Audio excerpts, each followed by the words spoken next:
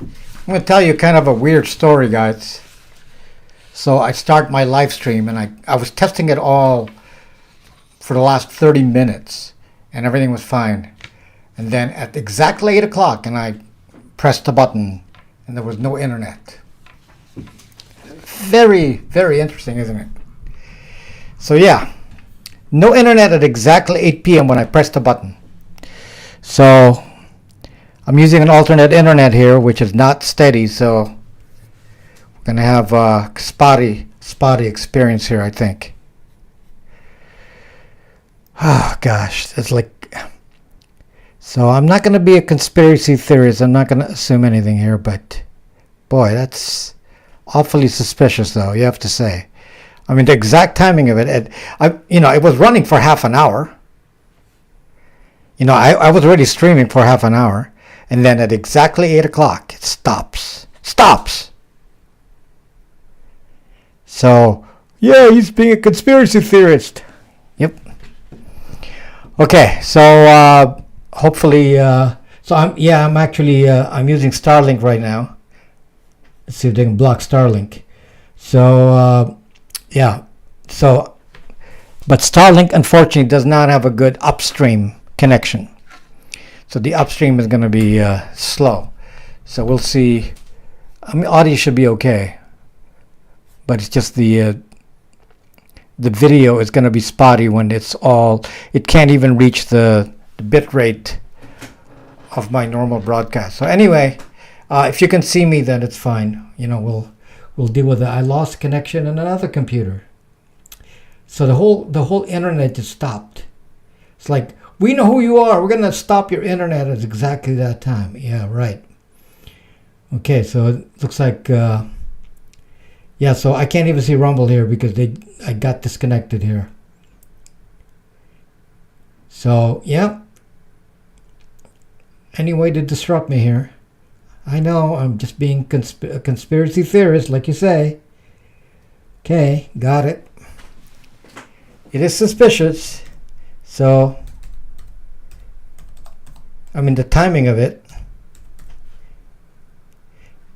Often I have an experience where if I'm saying something specific, and then they manage to cut me off right at that moment, and it's like, oh no, it can't be. That's impossible. Okay. Well, they have the capability for it. I mean, they could do a denial of service on me here. So it is possible to do. So anyway, yeah. And they can do it at the actual router. So even if you have a VPN, it doesn't matter because it's going to go through the main trunk. And if they find some way to slow you down at the trunk side, then you're zucked. Okay, so there's especially with the topic tonight. So the topic tonight is kind of affiliated with these agencies that we're implying here. So there is a connection. So yeah. So I'm sorry if the video is going to be spotty. There's nothing I can do. Just listen to the audio, and we'll deal with that from there. So again, the format is it's a live stream. So never know what's going to happen in the live stream. But I dedicate the first 30 minutes to the given topic, and then after that we can deviate and discuss something else. So audio 5x5, video not so much. Okay, the audio is all we care about. Okay, I'm going to read to you a article from Ars Technica. I'm just going to read part of it and just show you, the topic that we're going to address tonight. And after I read this, there'll be some familiarity with what is being said here to what I've been talking about, and we'll discuss that. So this is actually a article relating to Signal, but I'm not going to talk about Signal, so I'm going to skip all that. But I'm just going to go to the main point of the article, which is this. The UK Parliament is in the process of drafting legislation known as the Online Safety Bill. The bill, introduced by former Prime Minister Boris Johnson, is a sweeping piece of legislation that requires virtually any provider of user-generated content to block child, that kind of material. YouTube will block me, often abbreviated as CSAM or CSA. Providers must also ensure that any legal content that can be accessed by minors, including self-harm topics, is age appropriate. Okay, now, so that's the main gist of what the UK is up to. Provisions in the bill specifically take aim at end-to-end encryption. Okay?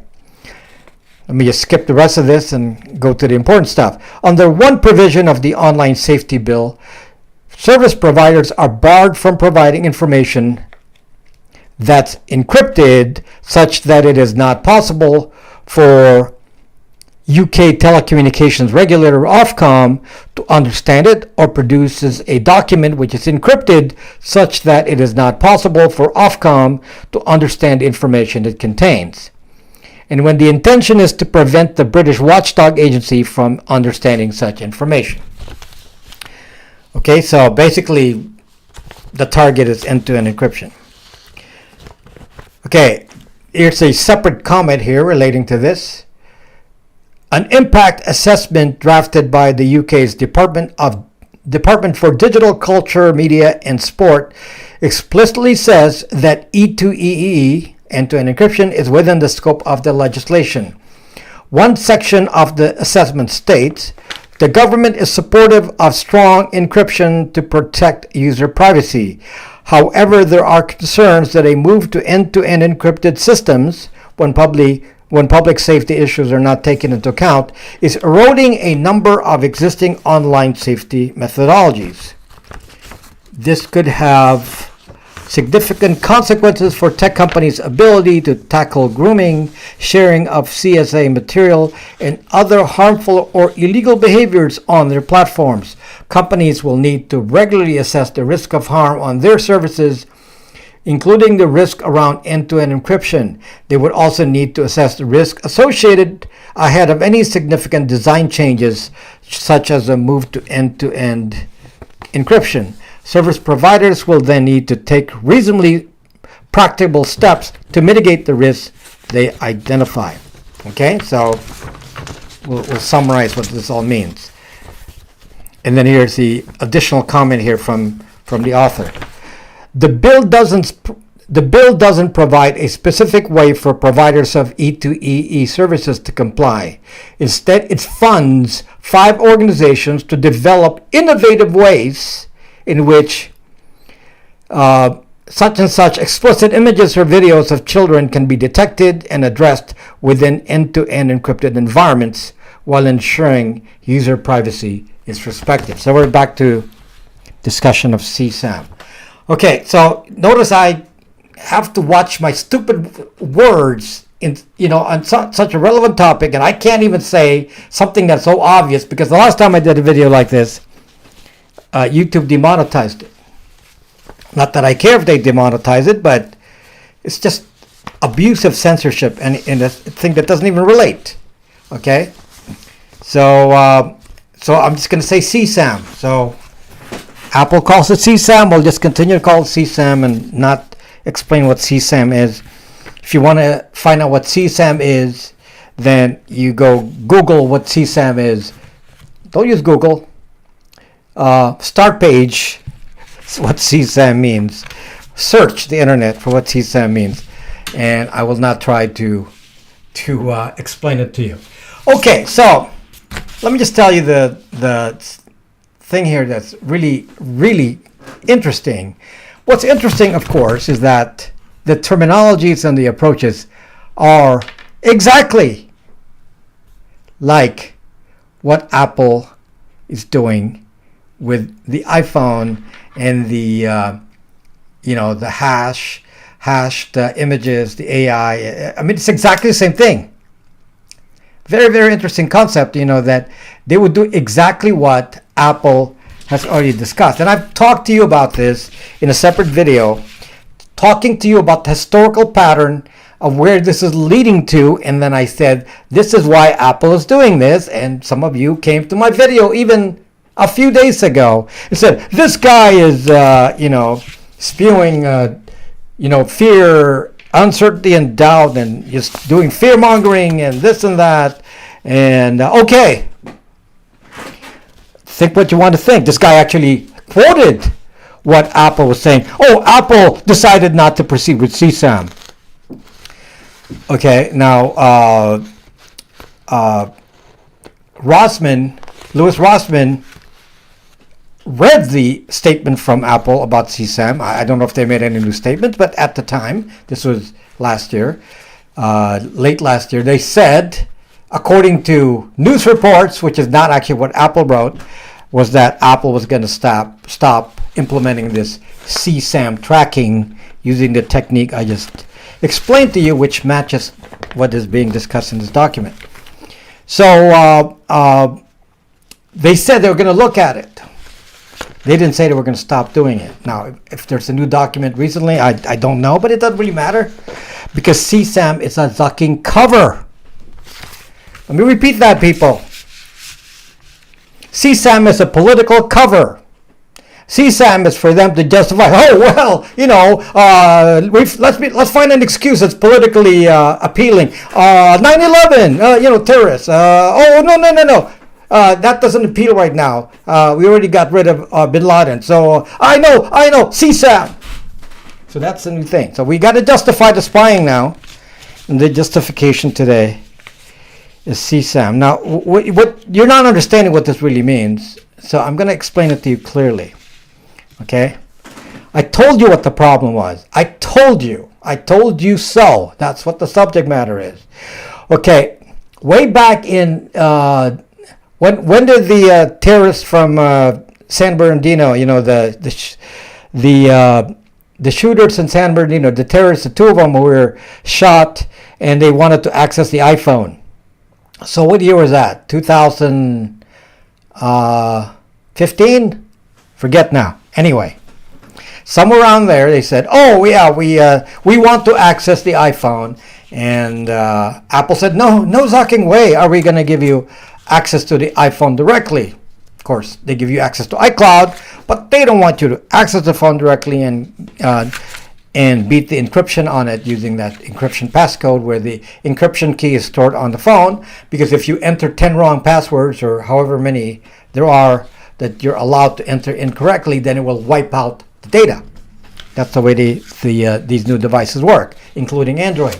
If you enter the code wrong,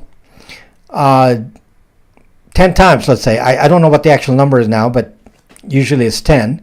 It will wipe it out. So Apple said, no zucking way. No, we're not going to do that. We're not going to let you beat the security of the device because we want to sell a device that we're proud to say is completely safe and completely encrypted.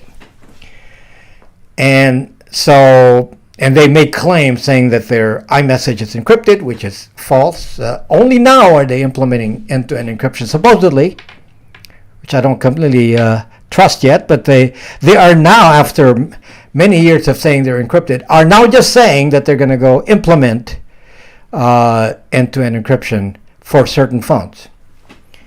Okay, so lies and lies and lies, and then I'm the liar. Okay, got it. We got that. So now the interesting thing is that I told you that there was pressure in Apple to allow the three-letter agencies to access the devices if they feel so with a backdoor. And this is the backdoor video that I made. Yes, they built a backdoor, and the idea of this backdoor, which is a little bit different, is that the idea of the backdoor is they were going to read your content pre-encryption before it gets encrypted.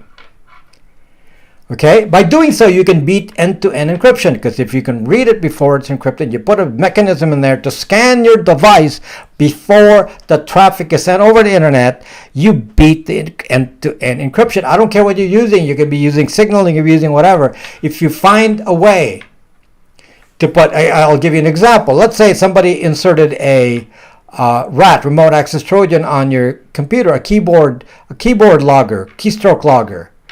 Okay, so you're logging keystrokes on your phone, and it's logging it in on the side.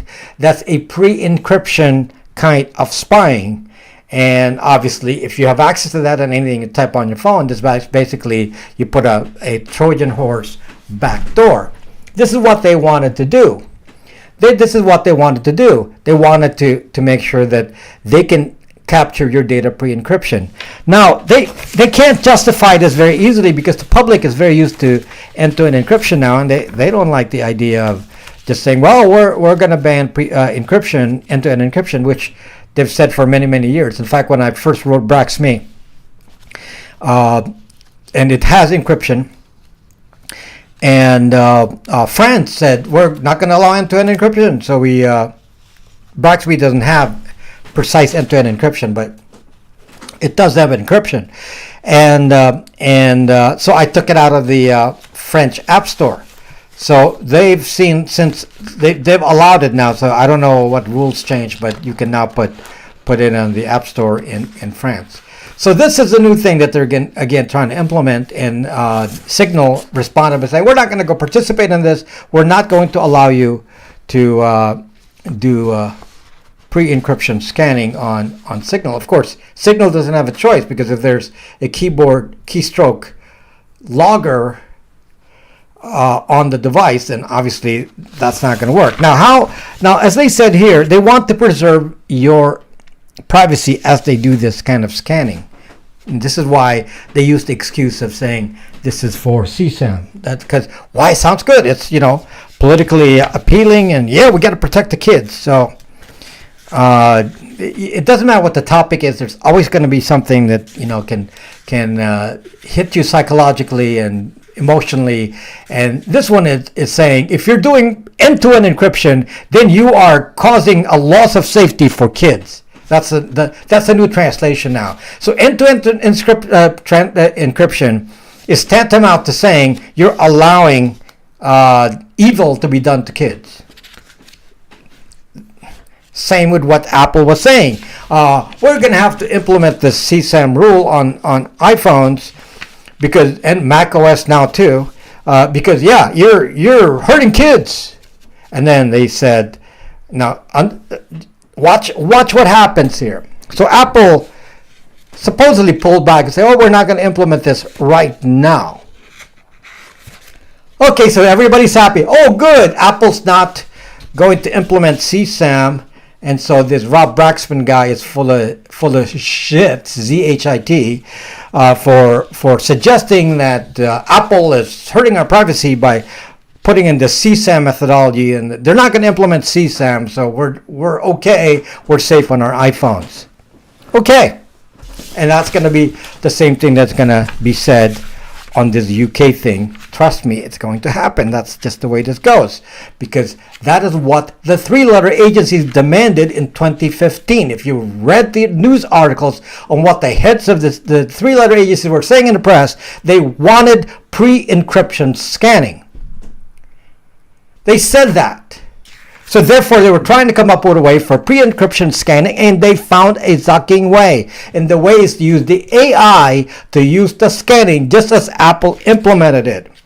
So now Apple says, oh, we're not going to do CSAM. We're not going to examine your content for CSAM reasons.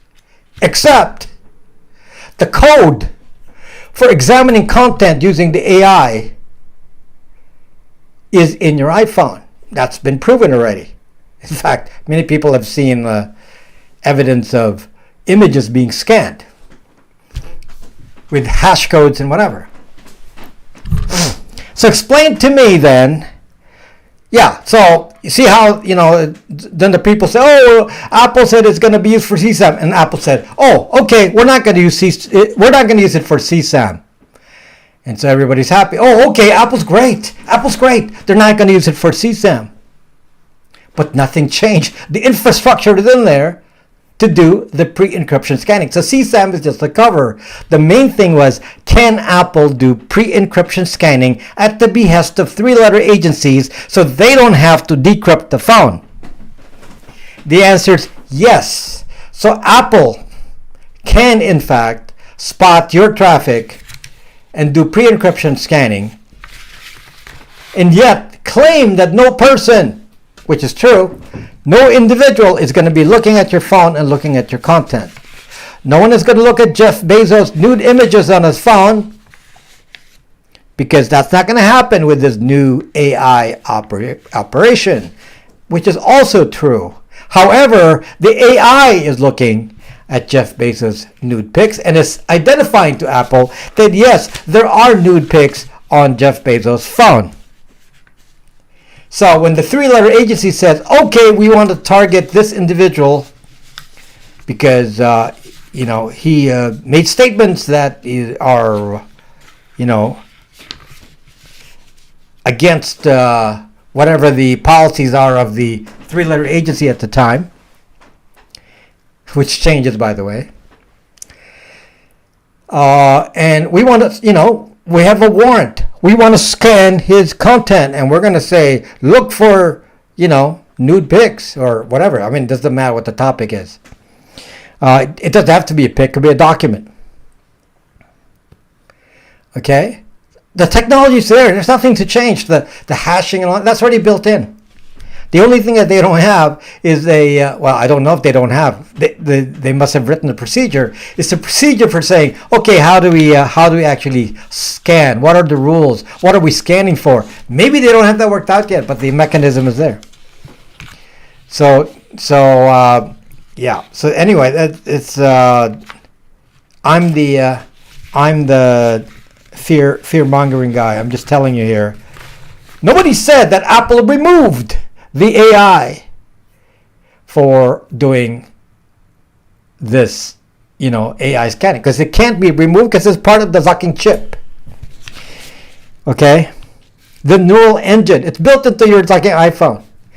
Now Google is implementing the same, on the neural network on the Google Tensor chip. So they're doing that. I don't know how far they've gotten, but they're trying to do the same AI thing on there. So now every single normie phone, Google Pixels and Google whatever, and iPhones will have the capacity to do AI based, and they can, they don't need to copy each other. They can come up with their own scheme. It's pretty easy. AI is not an unknown concept. YouTube does it every day. Every time I upload a video, everything I say on this channel, every pic, passes through the YouTube algorithm to inspect every zucking frame, every zucking word I say here, and scan it against their filtering program to see if this content needs to be moderated. Okay, so that's a thing that this is all a cover for. So now the UK, and I bet you Australia will be on their toes on this too. I mean, they probably already passed this in Australia, saying, "Oh yeah, we need to find out a way to beat encryption and pre-encryption by doing pre-encryption scanning, or what I call client-side scanning." And we're going to say it's going to be used for X purpose, CSAM. Nobody tells you that it's limited to. How do you limit? By the way, once you build in, it's like saying, I'm going to put a hole in your wall and I'm going to put a camera in there to look inside your house, and I'm going to use it only to detect if there's a terrorist in your house. Now, just explain to me how you can actually police that. That's what the excuse is for mass surveillance. We're going to do mass surveillance because it's we got to protect you from terrorists. So in order to do this mass surveillance on U.S. citizens, we have to assume that every one of you is a terrorist. That has to be the assumption. So you have to spy on everyone. And in the on the off chance that one of 300 million.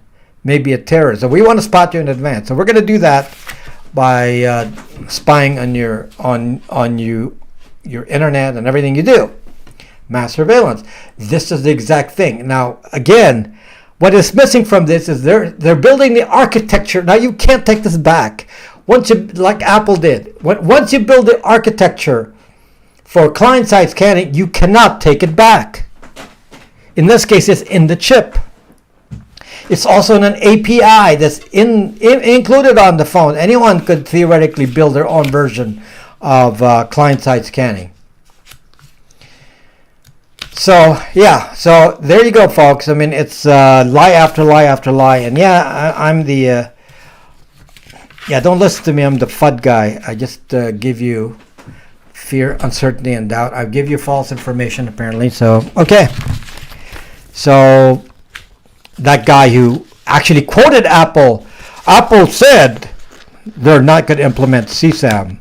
Well, that's not what Apple said. The guy read it from some article that was in a news article. The author of the article said that, but Apple didn't say it. Apple, unless they have a new document. But from what Louis Rossman read on his video, he read the press release from Apple where they said we're going to pull back and not implement this right now and examine it. But they didn't say they weren't going to implement it. But I told you, it doesn't matter if they implement it or not. That's not really the point. It's whether you use it for CSAM or not. They already put the infrastructure in years ago. The neural engine was added in 2000 in the iPhone 10. We're already in iPhone what? 14 Pro. So 5 years ago, they decided they're going to create this neural engine, and they start making the code. And evidence from various people doing research are seeing little things happening on the iPhone from a couple of years ago. Okay, so anyway, thank you for listening to my rant there, and I hope you pay attention, because people lie to you all the time, and I don't trust anyone. Okay, I hope the video lagging is, at least it's consistent. The voice should be okay. I didn't see it drop. So even if the video is okay, it should be fine. So let me talk to you about my sponsor. So I don't have a new logo yet, but Linode is now part of Akamai Cloud Computing. So it's Linode is part of Akamai Cloud Computing. So at some point they're going to be renamed completely to Akamai Cloud Computing. So that'll be that division that handles all this. And so as you know, Linode was bought by Akamai, which is such a big company. I mean, Akamai is big tech. So it should provide them with room for expansion. And so that's good to see. They'll be opening up more data centers all over the world, and because I could use more data centers, but they're going to be okay there. So Linode is a cloud service provider, because that's what Akamai Cloud Computing is. And if you need cloud services and you want to start with the smallest one, and you just want to experiment with using Linux, it's so cheap. It's called a Nanode, and it's $5 a month. So you can go to Linode, set up an account, use a Nanode for $5 a month, and have a cloud server, and you can experiment and do various Linux things.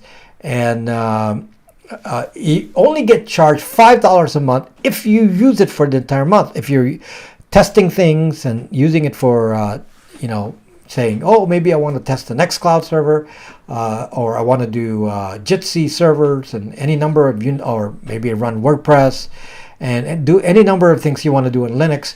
You can do that for as cheap as $5 a month on Linode. Now, if you actually want to go production here, Linode will offer you a $100 credit you can apply for a period of up to 2 months if you use the code linode.com/Rob Braxman. So if you use that, you can do it for free for the first 2 months. So you can have quite a few. You can have 10 of those Nanodes.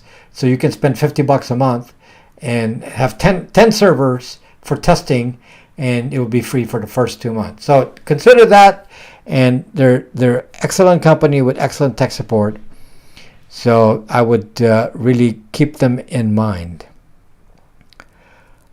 Okay, here we go. So anyway, anybody attacking me today? I mean, today was a heavy day for being attacked. So it's like,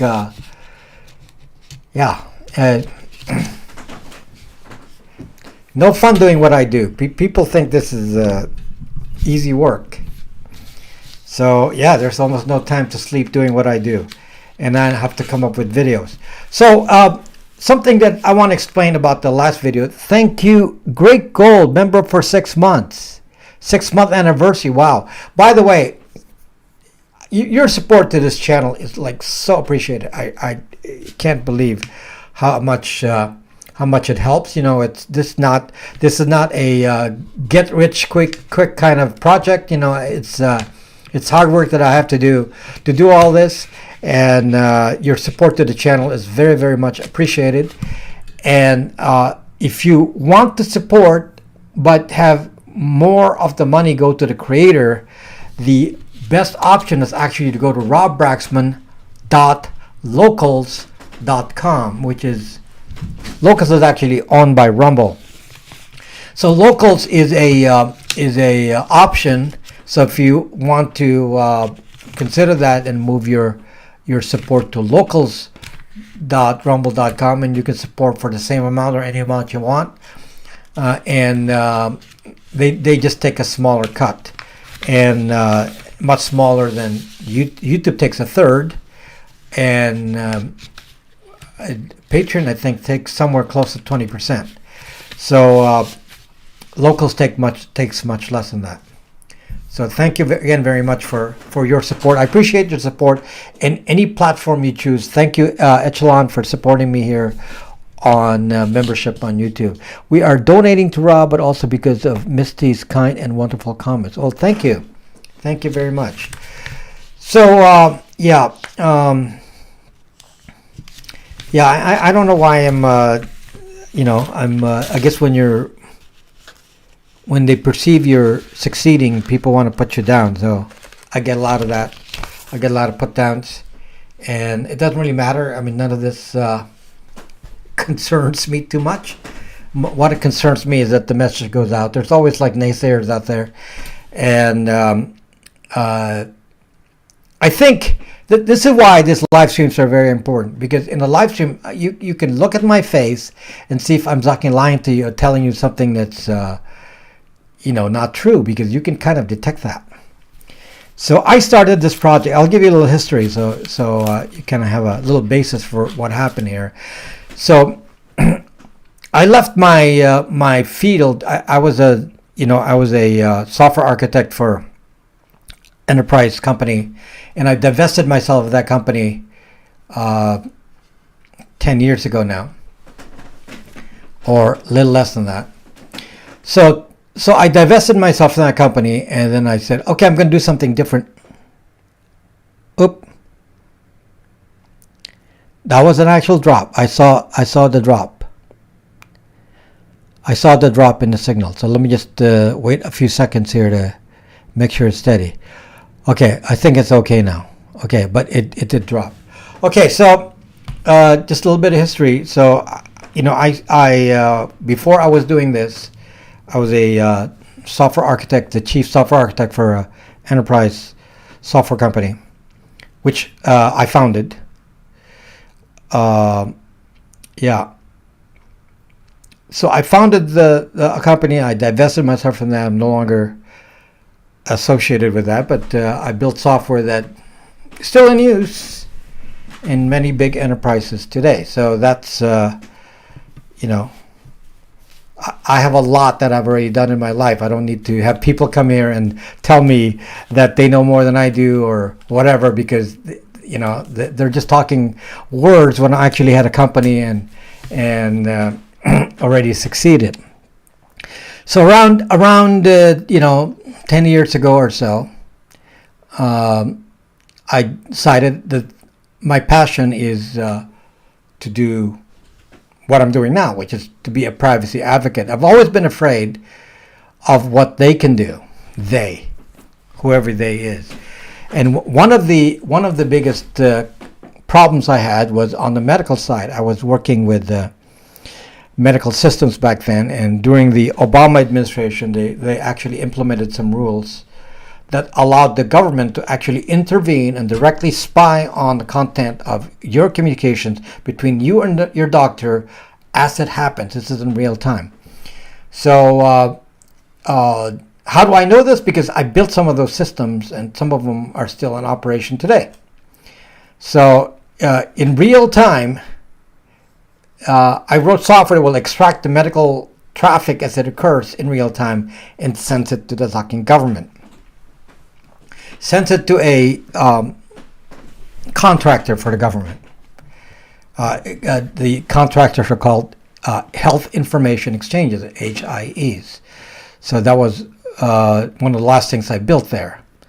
And in any case, I saw that there was a lot of interference where, you can't even get care between yourself and your doctor because somebody's always going to intercept your traffic. And that always bothered me. And there were people pushing this kind of control. And now, as you see, that's being applied to everything we do now. Every thought with big tech and all. It's all like, it's something I've already experienced in one specific field has already been expanding to our everyday lives. So now they're scanning your content to make sure what you're putting on social media. On Twitter, they got those 3-letter agencies that were working at Twitter to scan content and block you and do any number of things to make sure that they know who you are and can stop you and can de-amplify your message if they don't like it. Just like, why is my internet dropping at exactly 8 o'clock today? Why? Why is that? Why did my internet drop at exactly 8? Right? Because it's a known thing I'm going to be doing a broadcast at exactly 8 o'clock it drops. Suddenly I have no Wi-Fi. Well, I have Wi-Fi, but no internet. So anyway, that's bothered me, and when I set up, one of the first things I did back in 10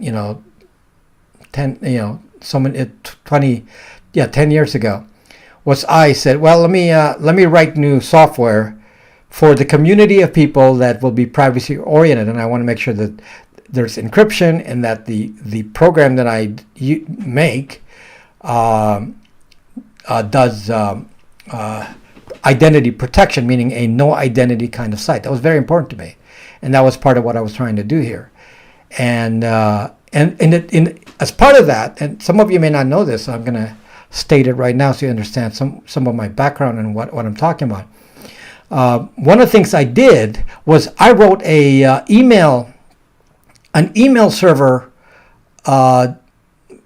just like Proton Mail with encryption. It's pretty much whatever Proton Mail does. I did something similar to that, and so I implemented that and did a test run. This was 2013 or so, and I did a test run of this Proton Mail like thing with internal encryption. And that's when I was watching the actual behavior of people as they use that, I realized that 99.9% of the traffic. Why? Because inter-domain can never be encrypted. You can only encrypt intra-domain, meaning Brax mail to Brax mail. You can't encrypt when you go out because you have to follow the rules for SMTP traffic. It has to follow a certain format. So I wrote the server. I wrote the SMTP servers and the POP3 and the IMAP clients. In case you're wondering what I actually know how to do, I did that. So I wrote these clients. I wrote these servers, and that's when what did I find? And this is the interesting thing that you will see, is that I found that I was reading everybody's because I had to scan and see if there were errors. So scanning the database, and I said, my gosh, every single email from spam to whatever is coming in here.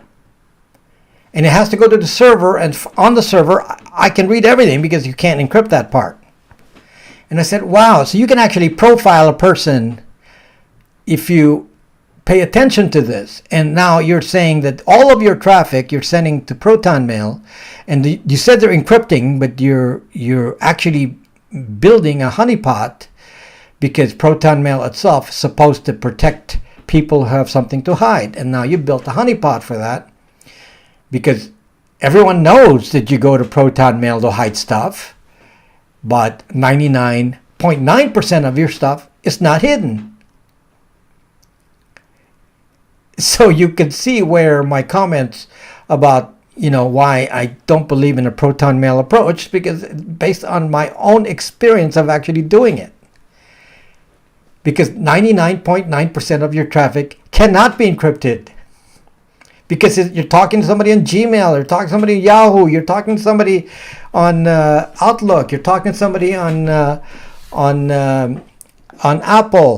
Apple Mail. So you understand now where that's coming from. So unless the only time that you can use a proton mail-like kind of solution is if you only use 100% just encrypted traffic, meaning you never talk to anybody outside of proton mail.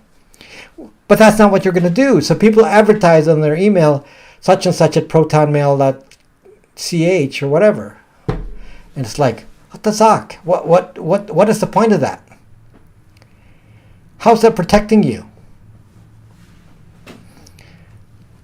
So anyway, that's my background is important here, because if you understand my background and where this all comes from, then you understand, where some of these comments come from.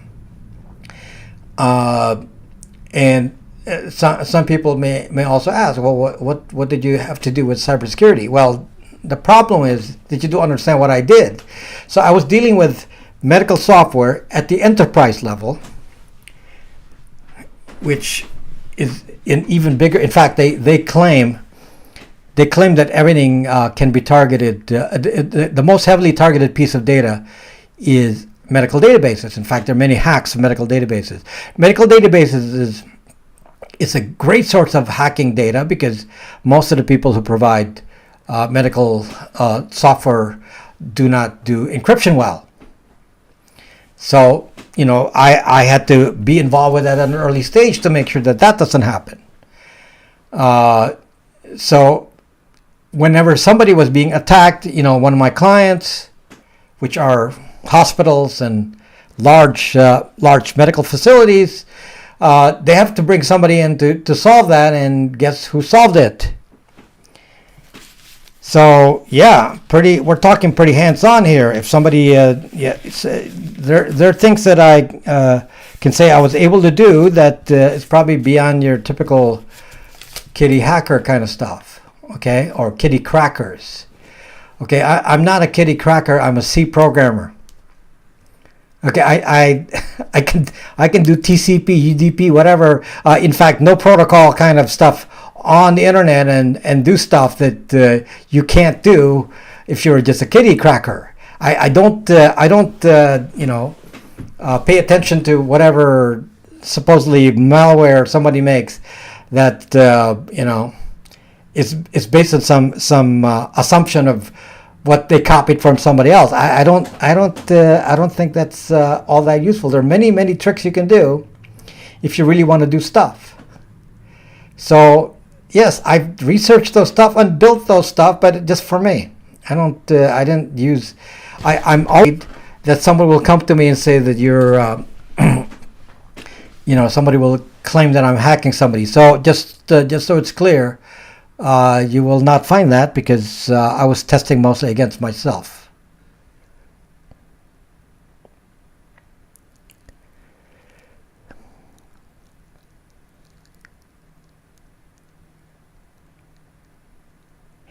Okay, hold on. Okay, signal drop. Okay, so that's not so bad. I mean, it didn't drop as often as we expected there, so that's just a second drop. Okay, just a second drop. So we're still okay here. We're still okay. So anyway, I didn't say anything important anyway. So if I think the people who actually know my actual skills, because I don't really have time to go. I don't need to demonstrate it anywhere. It's a waste of time. I did demonstrate it on Periscope. So but back in the day when I was first doing it there. But there's no time now for that here. So back then I had time. So anyway, I just wanted to express to you that for the whole time I was doing Brax Me and all these projects and social media, primarily on Periscope at the time, I had no income.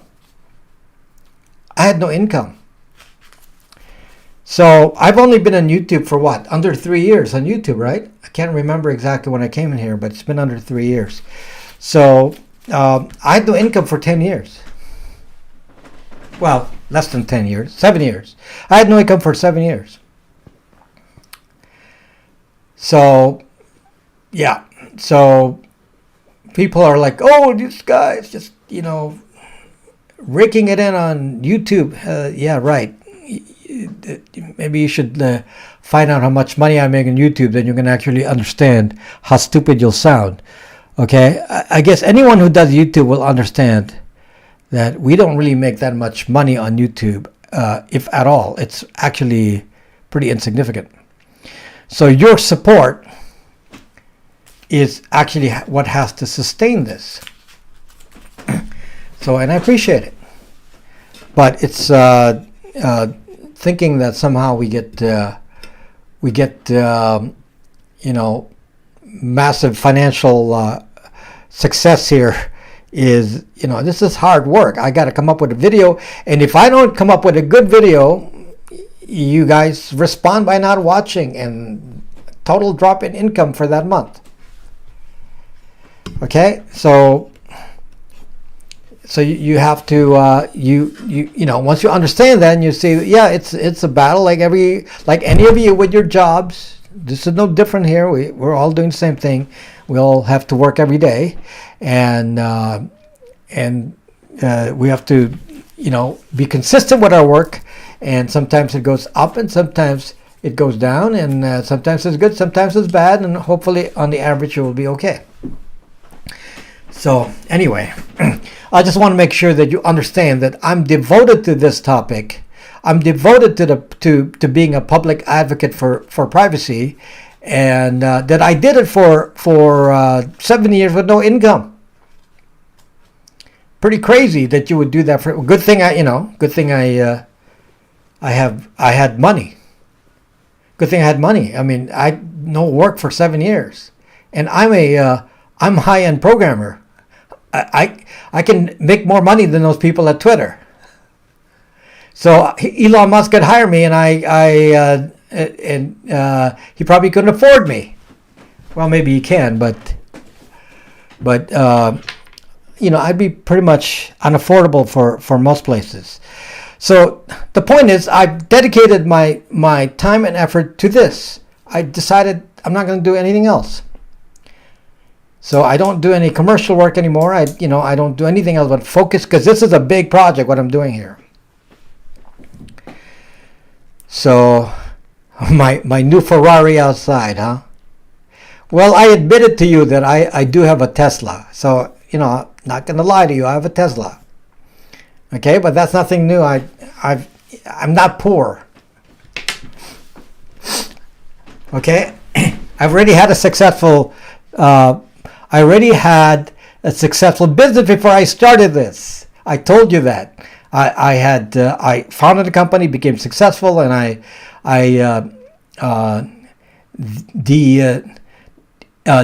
detangled myself from that company and cashed out. And so, I do have resources. It's not like I'm going from zero. So, and that, lucky for you that allowed me to do what I'm doing here. Lucky for you. So anyway, so yes, it's my whatever assets I have is from things that I've already had before. So nothing really changed here. Do you trust Tesla more than Google, Microsoft, Apple, or Amazon? I don't trust anyone. I have to look and see what's actually happening. So I am evaluating what Tesla's doing. So far, I don't have any immediate fear. There are things I don't like, but they don't seem to be in the data collection business. So I'll tell you, because I am observing. There are things I don't like, but generally speaking, they're not doing things that are completely anti-privacy, like let's say Waymo. So yeah, so Waymo is completely live. The way Waymo works is you're connected to internet while you're driving at all times. So if you have a device with a link to Waymo, then you're pretty much zocked, because even the cameras are actually online live, feeding it to Google. Okay, so anyway, so you just, if you understand where I'm coming from here, you can kind of deduce for yourself if I'm just lying to you and giving you false information. Look at this stuff that I just talked to you about, CSAM and all that. I mean, goodness. No one wants to approach these kinds of topics because they're afraid. They're afraid of their income. They're afraid to say things because they may not get a sponsor. I don't have to worry about that. I don't really care about the sponsor. I hardly make any money on sponsorships. I only have one sponsor, and it's Linode. And if Linode said, "Well, we don't like you anymore," or if I say I don't like you anymore, and then no big loss, wouldn't even affect me much. Maybe a few dinners. That's it. Not even a few dinners. Maybe a couple of dinners. So it's not enough to concern me too much. Have you worked with Border Gateway Protocol (BGP)? Also, how secure are Brax phones? Looking to buy several for the family. Echelon. Border Gateway Protocol, is that some sort of firewall? I'm not familiar with that. That's some sort of firewall protocol. That's what it sounds like. Some firewall protocol. Must be enterprise based. It's not home based. So I'm not up to date on what that is. So you don't need that for home. I'm just going to guess if that's a firewall kind of protocol, then you don't need that for your home. That's not necessary. You already have NAT. NAT's already protecting you there. So don't waste your energy on that for NAT. Now Brax 2 is obviously a much more secure option than many other phones, and I've tried to explain this in many videos. Maybe I didn't focus on a Brax 2 phone, but it's on Cisco router. Yeah, it's a firewall then. Yeah, it's basically sounds like a firewall protocol. Maybe it's remotely controlled firewall protocol. It's what I'm guessing. It must be has some remote control aspects to it, which is suspicious right there. But certainly not for your home. You don't need that. Don't put that on your home. You're just opening it. There are backdoors to those. As you know, Cisco and Juniper routers have backdoors, so you don't want to put that on your home. Just rely on NAT. Okay. If you spend much time educating and informing us, as you do, trying to refute critics, would be geniuses. Well, if I don't refute it, I learned from the master on how to refute critics, and that's from Bill Clinton. Bill Clinton would never leave a negative statement about him unanswered. What's his name? Carver? His attack guy? Carter? I forget his name. Carver? And he would never leave anything unanswered. So that's why you always answer. You always answer. So that's important. So, on the other hand, the other statement is there's no such thing as bad press. Good press, bad press, they're always good. So yeah, BGP allows for other ISPs to connect together. Wow. Well, that's even worse. So yeah, you don't want that. You do not want that. Remote control, Carver. Yeah, you don't want that. You don't want that ability to connect. That's router to router. Yeah, that's for ISPs to control. You do not want that. Is it okay to install Plex and LastPass on my Brax phone? You can install anything on a Brax phone. So let me answer that question. Is Brax too secure? So one of the unique things about a Brax 2 phone is that a Brax 2 phone does not support Wi-Fi triangulation. In fact, the GPS doesn't work indoors because of that. So Brax 2 does not have a built-in way to do Wi-Fi triangulation out of the box. Now you can add, because you want to be spied on, it's up to you. If you want to be spied on, there is a way. I can give you instructions to attach whoever you want to spy on you. If you want Google to spy on you or Apple spy on you, let me know and I will tell you how to do that. But by default, a Brax 2 phone does not have a way to do Wi-Fi triangulation, or what is known as NLP. Okay, and we do something too with supple, which is the cell tower reporting that occurs with Google on every phone. Brax 2 doesn't have any of that. Okay, Brax 2 is more secure than Lineage OS. There's no doubt about that. Okay, why? Because we have actual programmers interested in security. In fact, the original code for Brax 2 was used for, this is before Brax 1. Well, the original software before Brax 1, it was used for black phone. So one of the black phones, I believe it was black phone 2, used this an early version of this OS. So, there's precedent for the security side here. So it was intended to always be secure. So yeah. So now, having said that it's secure doesn't mean that we want to decrease usability, because that's a problem with some of these other solutions.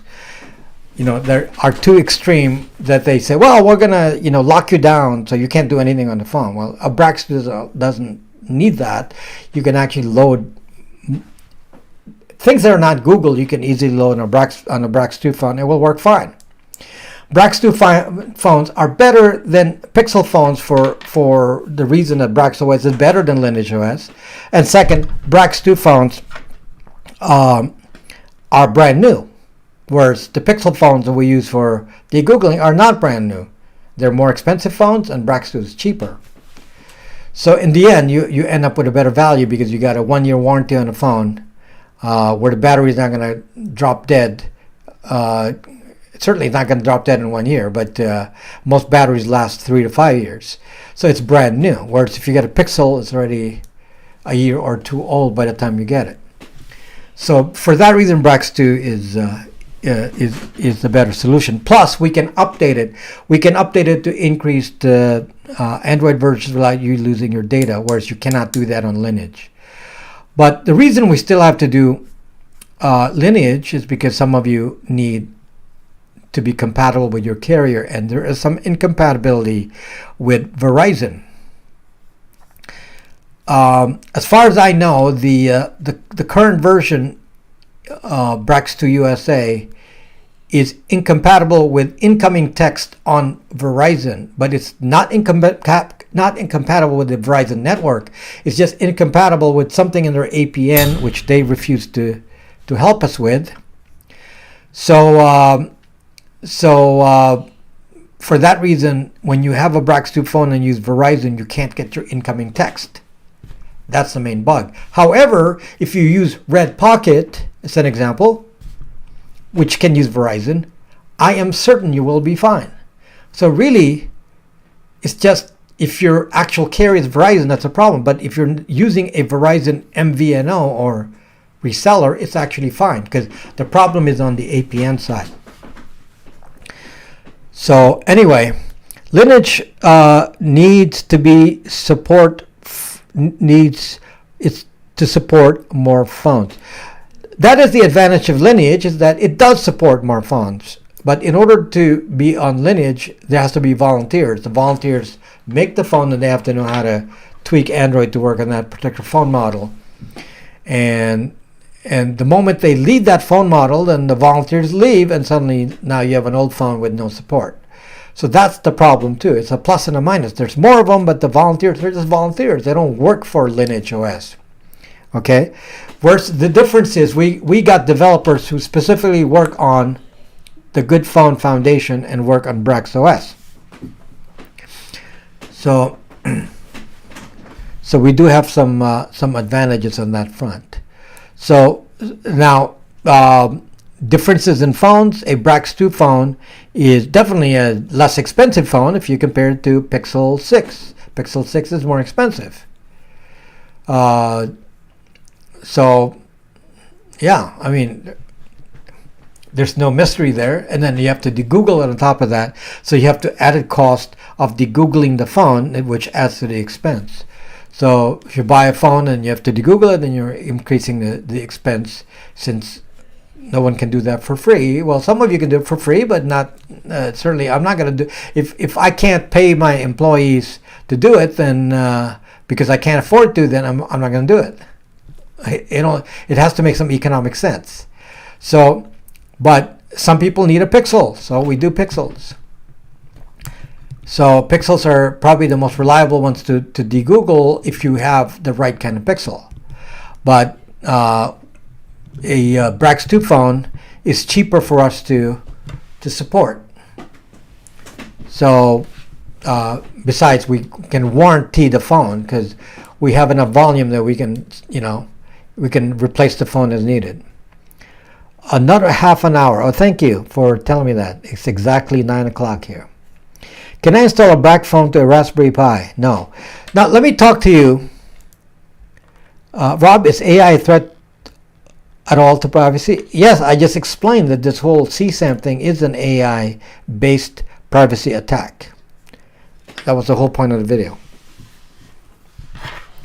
It's a privacy attack using the AI, neural engine, which I explained in the backdoor video from Apple, which is exactly related to what I'm talking about here on this channel. Let me talk to you about something completely different in this half an hour. Next half an hour. Let's talk about Brax router. So people have been asking me about Brax router, and as many of you know, you cannot buy a Brax router. I haven't had it in the store in a year and a half, maybe more. So, and the reason is, when COVID happened, you couldn't buy a Raspberry Pi, and that kind of cut off my business, and I couldn't sell any more Brax router software. And if you tried to buy a Brax router now, and they're very hard to find, they're very expensive, for a completely functional unit with everything on it, the case, the heat sinks, and all that, and the power supply, and all the whatever attachments are needed to make that Pi run, it's going to cost you about $200, which is pretty steep for Raspberry Pi. Well, what's interesting is that a Intel NUC, which, oh gosh, I forgot to bring in a sample here for you, but I am using Intel NUCs right now. I have two in front of me here. An Intel NUC is a mini PC, and it's a box like this, larger than a Raspberry Pi. And the cheapest one, which is a NUC 7, is $200. So if you look for NUC 7 on Intel NUC 7 on Amazon, it's $200. It's running a Celeron processor, but it comes with 256 gigabyte of hard disk. It comes with 8 gigabytes of memory. I mean, it's a fully functional computer, albeit 5 years CPU old. So it's obviously not a new model. It's Intel from 5 years ago, but it's only $200. And I also have a brand new one. I have one. It's a NUC 12.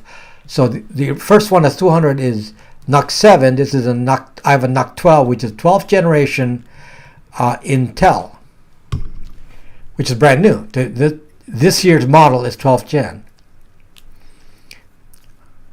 Oh, Jay is asking about WPA3. So anyway, with the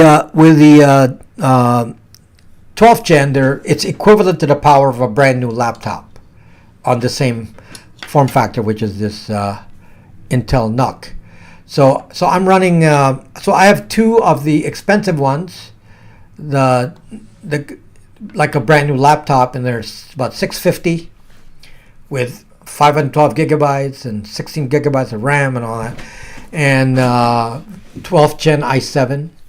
So they're very powerful computers. And then I have the NUC 7. So anyway, what I did is I rewrote the Brax router software to run on Ubuntu and run it on a NUC 7. I've successfully done this. So I'm running it. I can run the router. I can go in Tor mode and router mode, and perhaps in LokiNet mode. I haven't done LokiNet yet, but I can add that. Or open router mode, and you can do it as a wired router. You can attach it to your entire house and handle all the traffic. It is gigabit. It's a gigabit router, and it can actually funnel all of your traffic into your entire house through the internet, through the VPN or through Tor or whatever combination you want. And that product, so that this is the Brax router Raspberry Pi version on steroids, because this is now going to run on a bigger machine. And I may add LokiNet support, as I said, and there may be other things I might add to it. I'm still trying to decide if there's time to do that. But it is an Intel processor running like a normal computer. So the idea is that you're actually running an Ubuntu machine. So you have an Ubuntu machine, and it'll be your router. However, this router, if you attach a monitor and keyboard, is actually running Ubuntu, so you can actually use it. So this can be used as a router and as a PC. So you're not wasting it like a Raspberry Pi, so you can have it as a spare computer if you put a keyboard and monitor to it. And it doesn't come with a keyboard and monitor, but you can put a keyboard, monitor, and mouse. It has lots of USB ports, and you can successfully do all that. So that's the plan. I'm trying to get this software to be completed maybe in the next 2 weeks. I'm hoping. I've tried the documentation for it and see what other features I'm going to run. But as far as having it operational, it's completely operational. So I have it running. Now the question is how to install it. I haven't solved that problem yet.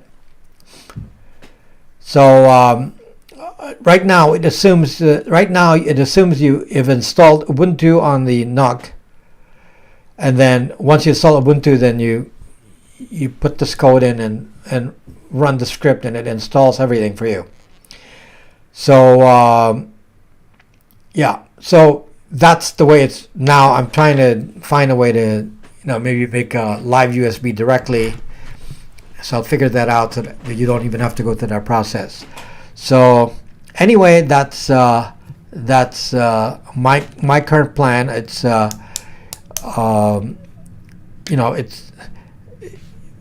this is not like using the DDWRT or some little router. There's GLINet, some of these $50 things from the internet. This is not the same thing, because this has the capability for wired routing. It's a wired router, so you can connect as large a network as you want to it. So it can handle a large network because it's a powerful processor.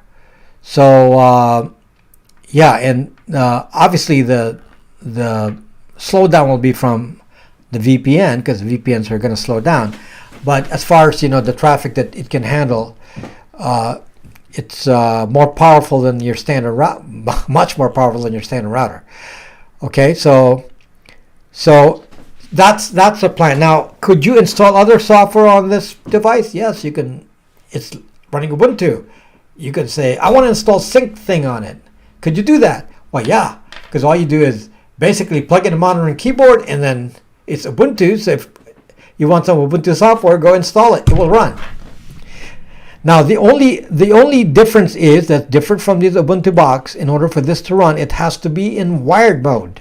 It has to be plugged into the internet. It cannot run in Wi-Fi, because the Wi-Fi it's an AP, an access point. So once you load this on a computer, it turns into an access point, unless you go wired router mode. But in its normal, without any dongles, because you have to put a dongle if you want to do wired. Then it doesn't matter about the bloat. There's no bloat. I'm using a minimal install of Ubuntu. The reason for Ubuntu, by the way, is I could have used Debian on it, But the reason for Ubuntu is compatibility with more devices. Ubuntu has better drivers for server use. So I prefer Ubuntu as running a server. Many of you may not like Ubuntu as a client, which I don't really care about here because it's running as a server. So I use Ubuntu as a server all the time. In fact, Brax me and all that. I changed them all. They used to be running on Debian. They're now all running on Ubuntu because they're more compatibility, better repositories, more software's updated because there's more of them. There are more Ubuntu users than anything else. So that's why I used Ubuntu. I don't have to. I can install the same thing on Manjaro. It doesn't matter what I install. But then I have a problem of being able to find compatibility with the equipment.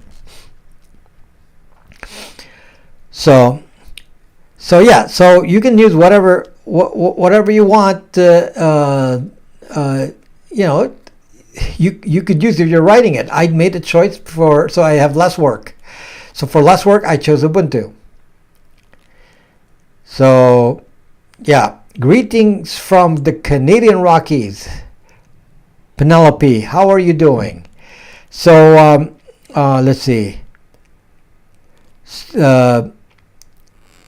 What do you think about the Pineapple router?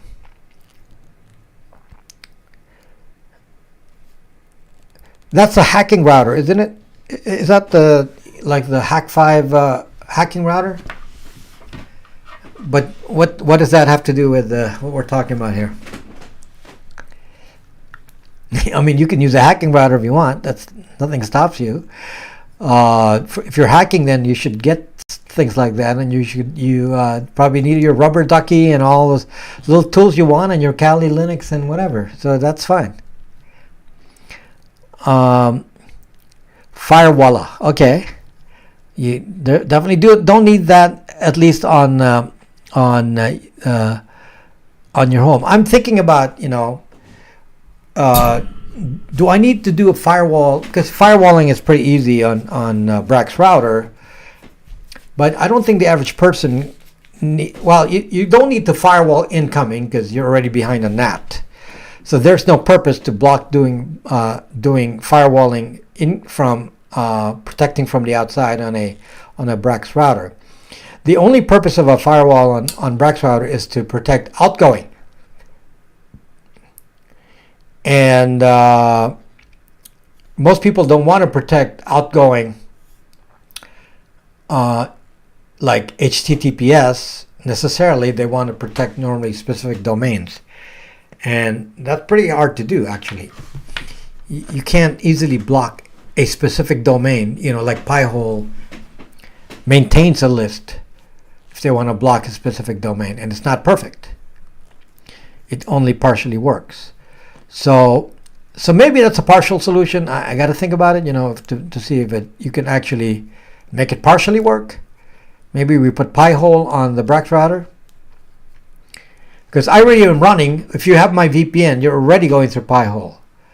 But maybe you want your local Pi-hole to do local, domain management, not just ad blocking, but maybe firewalling, preventing people from going to certain websites on your house. So anyway, thinking about it, none of these solutions are perfect. You can't actually do accurate DNS blocking. There are ways around it. So, in regards to session, do you have any concerns as far as government oversight? Yes, Wealthy Mower, certain channels have, poo-pooed the session app because they say, well, it's in Australia, and so therefore it's subject to whatever. The servers in Lokinet are not in Australia. They're all over the world. So the cat's kind of out of the bag. I don't know how you're going to stop. I don't know how you're going to stop session remotely. I mean, it's open source. So if somebody's going to say, well, we're going to insert spy code for the Australian government into, not going to work. So no, I'm not worried about session in that sense. Yeah, they are dealing with an environment that is definitely difficult, but because it's open source. In theory, the project can be maintained anywhere else. Maybe the people in session can move to the Bahamas. So yeah, they could probably do that. They don't have to be in Australia. What do you think about protective vault? I don't know what that is. Is that some sort of password manager? No, I don't know what that is. Or is that encryption? Yeah. Don't mention cats in Australia. What does that mean? And in terms of this channel has, an audience from all the English speaking countries. So my top country is the USA. So probably 80% of you are from the US. Maybe 10% of you are from Canada. And then I would say that 10% is split between the UK, New Zealand, and Australia. So I have a lot of Australian clients and users and phones. Many of them have Brax phones in Australia. So happy to have that. Of course, I have a VPN service also running in Australia. So yeah. So and then a small percentage from other countries. So those are the biggest countries. So I do appreciate the Australian clientele because they are a big part of my channel. Australia, UK, New Zealand, Canada is bigger, and then the US, of course, is the bulk of it. Right? So Pennywise is from the best 10%. So I do have a lot of supporters from Canada. It's also easier to ship to Canada. So if people are here good at privacy, they will use VPP so no one can know where they are from. Okay, then why are you on VPN? Oh, I thought you said VPP. Okay, I misread that. I'm not from the US. I'm from Zucking, Texas.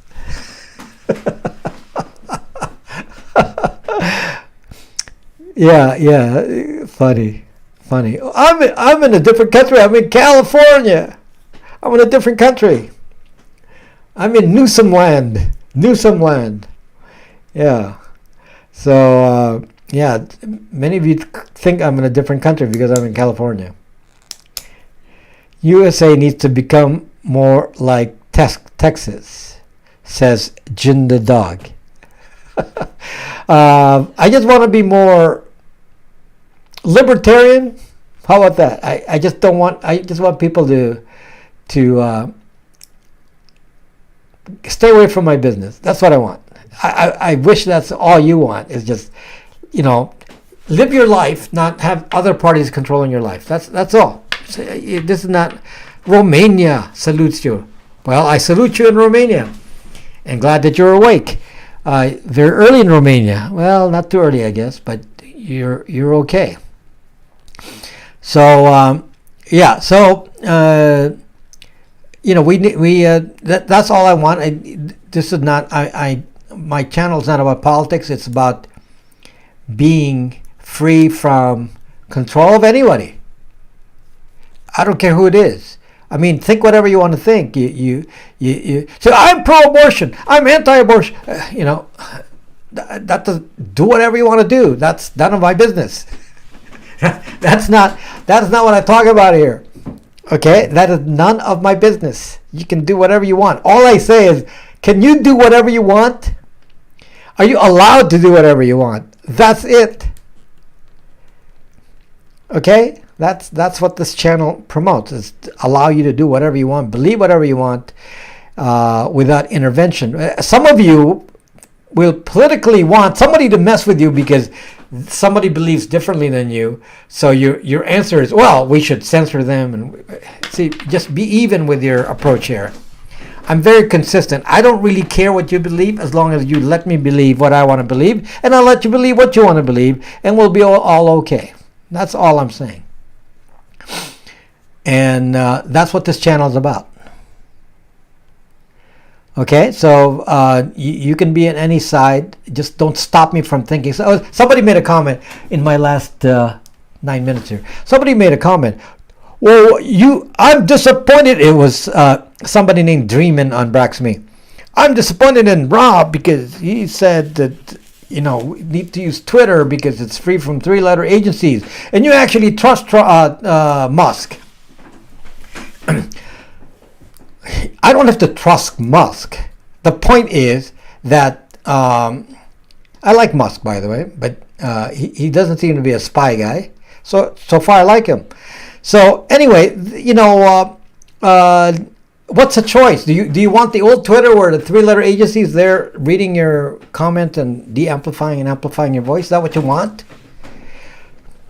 So now we have a situation where Musk doesn't want any 3-letter agency involved in the running Twitter, like, Vijaya Gadde wanted to do. Did. Not wanted, but actually did. So, because she actually ran Twitter, not what's his name. So, it was actually being run by Vijaya Gadde. So do I want the old Twitter? Hell no. So on Twitter now, I don't have the feeling that I have to worry about 3-letter agencies and whatever censoring what I say, and I hear people talking opposite sides and accuse Musk of any number of things, and they're able to speak. So hell, if I'm given a choice, that's certainly more freedom than here on YouTube, where I can't even say what CSAM is. I can't even tell you what CSAM is. It's pretty crazy that I got demonetized for saying CSAM. I just read in my video, all I did was say what that meant. I can't even tell you what that zucking thing means. I mean, that's pretty stupid, don't you think? Have I done any videos on Nosh? Or not Nosh, Nostra. No. I've not done any video on that. Maybe they're no longer amplifying, de-amplifying, but pretty sure they're monitoring the same. Well, we'll see. But so far, nobody's censoring me. So, I wish you could afford to buy Google. Yeah. So far, when I was on Twitter long ago, because I was on Periscope, so I was on a Twitter platform since the beginning. Not since the beginning, but since I was on Periscope, I've been on Twitter for 10 years. So,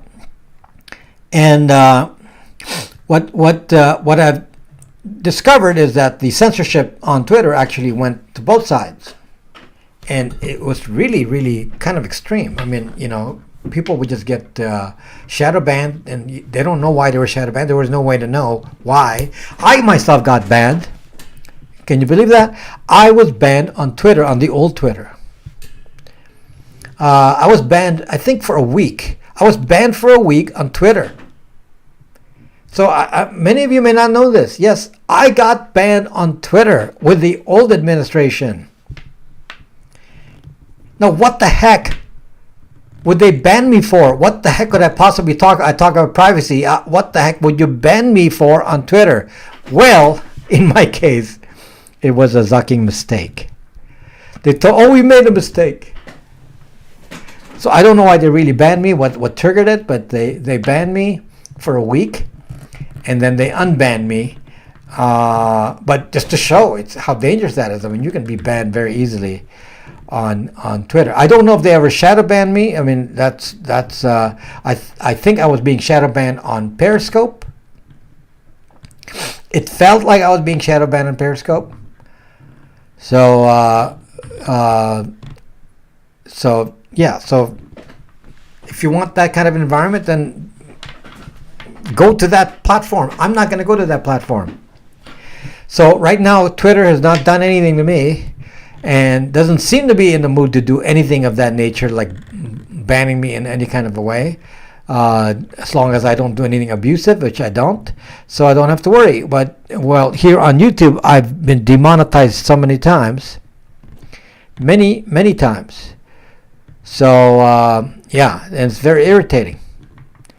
So they haven't banned me because I always make sure that I follow the rules. It's mostly their interpretation that they do something, even though it's not correct. Imagine banning me for saying CSAM. My goodness. Not banning, but demonetizing. Why would you demonetize me for saying something in the news? I mean, it's just a definition.